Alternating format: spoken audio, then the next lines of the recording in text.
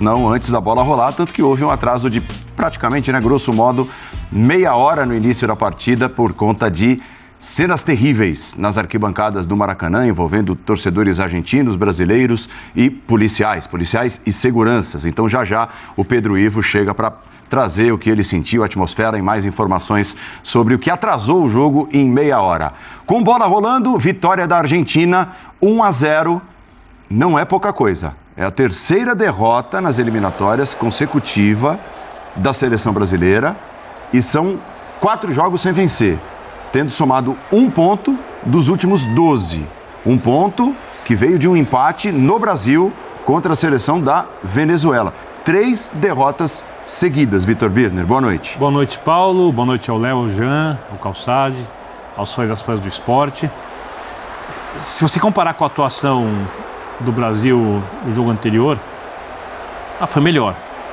Se você quiser um time organizado, bem pensado, capaz de cadenciar jogo, de acelerar jogo, a atuação ficou devendo bastante, né? E eu não vou falar por causa do resultado, porque até a marcação na frente, marcação-pressão, que o Diniz gosta muito, foi melhor. Talvez o melhor com o Diniz desde quando o treinador, obviamente, está no comando da seleção. Mas é uma equipe assim que às vezes dá a impressão de ter uma loucura. Essa jogada que a gente viu ali, que o Rafinha finaliza, começa muito sempre do lado esquerdo, a inversão para a direita. Quer dizer, a seleção acaba sendo, mesmo com a movimentação dos jogadores, com o Rodrigo aparecendo em vários espaços do campo, uma seleção previsível e com um problema crônico, né? Porque a gente está olhando ali, mais um gol de cabeça, né? O Brasil teve um escanteio mais que a Argentina, não fez o gol. A Argentina fez o gol de cabeça. O Brasil toma gol de cabeça em tudo quanto é jogo.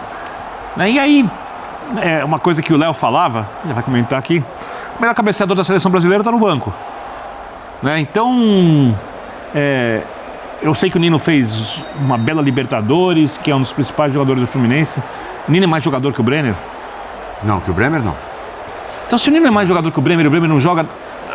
Então, sabe, é uma coisa complicada. Eu acho que essa derrota é uma derrota muito pesada, a pior de todas as derrotas da Diniz, mesmo não sendo a pior atuação, porque é uma derrota para a Argentina dentro de casa, para a Argentina campeã do mundo, né? Um jogo que, só pela maneira como ele acontece, pegado, as disputas de bola, né? As faltas, é um jogo que tem um caráter diferente pela rivalidade, um jogo por si só. Esse jogo e o jogo que vai acontecer na Argentina são os jogos mais importantes do Brasil na eliminatória. O Brasil vai se classificar e a Argentina foi ao Rio de Janeiro e ganhou de novo, né? E nem precisou jogar um futebol tão bom assim para ganhar. Não jogou. Jogar. Não jogou. Né? Desempenhar. Não jogou. Muito pouco. Tudo bem, Jean? Boa noite. Tudo bom? Boa noite, Paulo. Boa noite, companheiros. Pois é. Bom, eu acho que tá todo mundo de cabeça quente, nervoso, irritado com a derrota para a Argentina no Maracanã. É normal que o torcedor esteja assim, incomodado. Agora, eu olho para esse jogo de uma maneira muito específica, muito particular. Primeiro, eu não consigo dissociar o que foi, principalmente a primeira meia hora de jogo, do que aconteceu antes. O Brasil perdeu 2 vezes hoje. A gente vai falar da primeira derrota, que para mim é muito mais significativa, que foi a derrota antes do apito inicial, mas dessa a gente fala daqui a pouco. E teve a derrota em campo. A derrota em campo, eu acho que assim, ela acaba valendo muito pelo resultado. Por quê? Eu estou dizendo isso. Porque, primeiro, a primeira meia hora de futebol não existiu. Foi completamente relacionada ao que houve antes do jogo começar. A partir dali, é o Brasil quem começa a ameaçar jogar, é o Brasil quem se aproxima mais do gol. Acho que a Argentina, que é a campeã do mundo, e é bom lembrar, a Argentina é a seleção campeã do mundo, ela não fez absolutamente nada hoje. Ela não produziu absolutamente nada, o Messi não jogou, e aí, numa bola parada, num escanteio, ela fez 1-0. Então, acho que o resultado tem a ver muito mais com isso do que com qualquer superioridade da seleção argentina dentro de campo. O Brasil, ele estava melhorando, inclusive, no segundo tempo, na hora que toma o gol. O Brasil era melhor do que a Argentina na hora que toma o gol. E depois vem uma expulsão, para mim, completamente discutível do Joelinton, no momento em que você tem ali mais uns 15, 20 minutos de jogo, as alterações.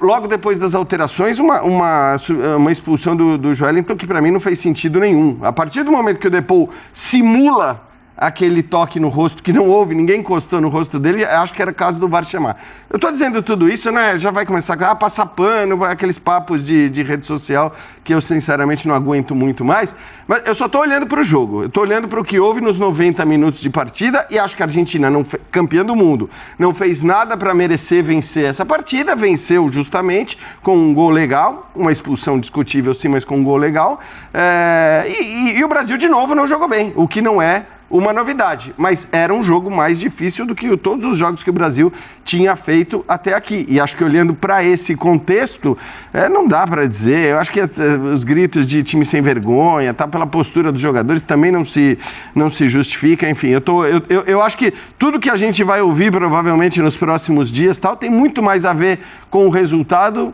exatamente do que com o que foi o jogo de hoje especificamente em si. E pegando carona no jogo e no termo usado pelo Jean, eu acho que a Argentina não fez nada para merecer vencer, mas o Brasil fez muito pouco. Exato, por isso que era para empate. Aquém, eu acho que era muito aquém do que poderia para vencer também o jogo. Porque assim, criou, tal, chegou, mas aleatoriamente, né? De maneira bagunçada ali, no vamos que vamos. Boa noite a todos. É claro que é um exagero dizer que a Argentina não persegue mais nada. Já é campeã do mundo. Não é bem isso, ainda mais um jogo contra o Brasil. E a gente viu tudo o que aconteceu antes, durante o jogo e talvez esteja acontecendo agora, depois. Mas é um time que já alcançou. Então ele entra em campo numa outra vibe, completamente diferente. É uma equipe muito próxima à que foi campeã do mundo e o Brasil completamente diferente. Isso é bom ou ruim? Pode ser bom, pode ser ruim, porque aí entra a maneira. De que maneira o Diniz assumiu a seleção e tentou implantar o jogo dele. Acho que fazia todo sentido escolher o Diniz para treinador da seleção. Todo sentido, não tem nada estranho. O cara que tem uma ideia diferente, de recuperar o jogo para o jogador, que é a essência do jogo dele. Mas o Diniz tinha 3 maneiras de fazer isso na seleção. Uma era não ser o Diniz. Não faz sentido. Ele foi escolhido porque ele tem uma ideia. A outra radical era fazer o que ele está fazendo, ignorar qualquer transição e mandar ver nas diferenças. 4 atacantes, o jeito que ele joga no Fluminense. E ele faz isso um jogo, faz isso no terceiro, não dá certo, faz no segundo, não dá certo. No terceiro, estava óbvio que não ia dar certo. Por quê?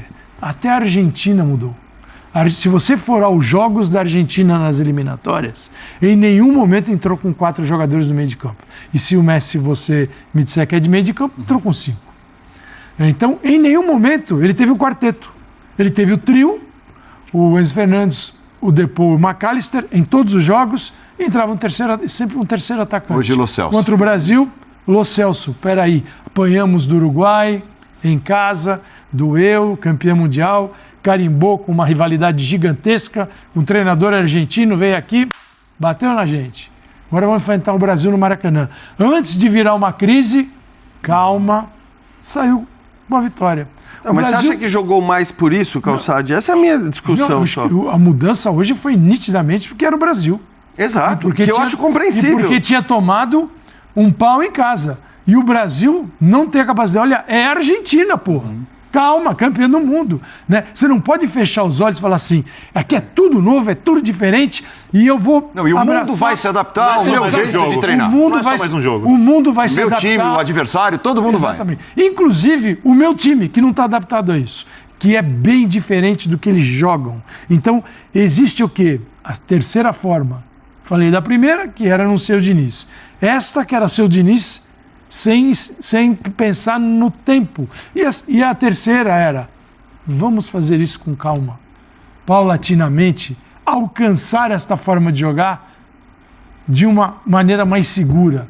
E o Diniz ignorou isso. Inclusive, falou na coletiva, não concorda, que entrar com 2 jogadores no meio de campo apenas.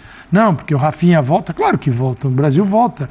Mas a gente está falando de constituir outro jogo.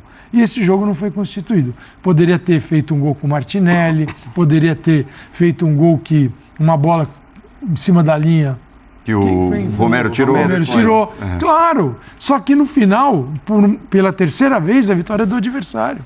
E aí, tomou gol de cabeça. Mas é diferente, só mas meu isso ponto já só é esse. Mas, calma. A Colômbia jogou mais que o Brasil e mereceu vencer o Brasil. Bem, mas isso Brasil começa... jogou de melhor mas que eu não jogou disse que o Brasil jogou mais em nenhum momento aqui. Que jogou mais que os adversários.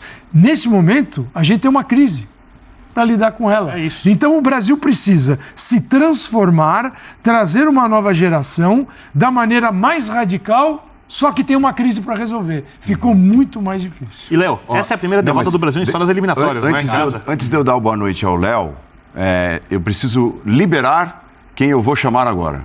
O Pedro Ivo Almeida, que está lá no Maracanã. Liberar para trabalhar mais. Para trabalhar. Saudações, torcedores brasileiros.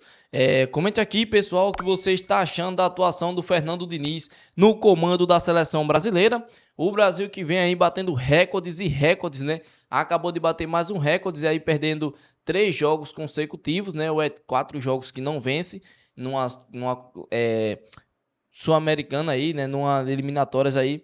E o Brasil não venceu a Argentina. Eu assisti, né, um pouco do primeiro tempo, assisti mais focado do segundo tempo.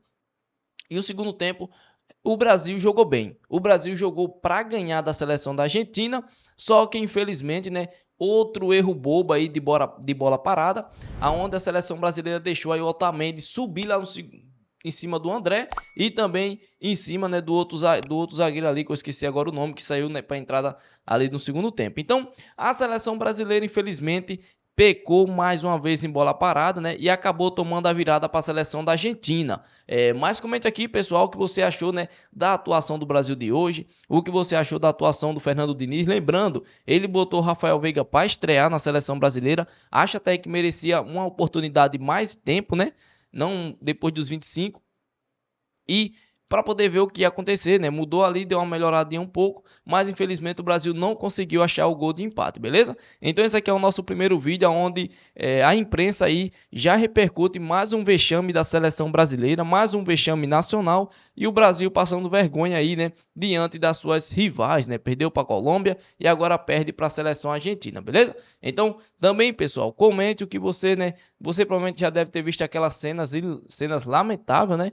Onde torcedores começou ali uma briga generalizada, né? Comente aqui também o que você acha desse tipo de confusão, né? Eu mesmo não aprovo, acho muito feio. Já comente também aqui a sua opinião. Esse aqui foi o nosso vídeo, espero que vocês tenham gostado. Se inscreva no canal, deixa o like e até o próximo vídeo e fui!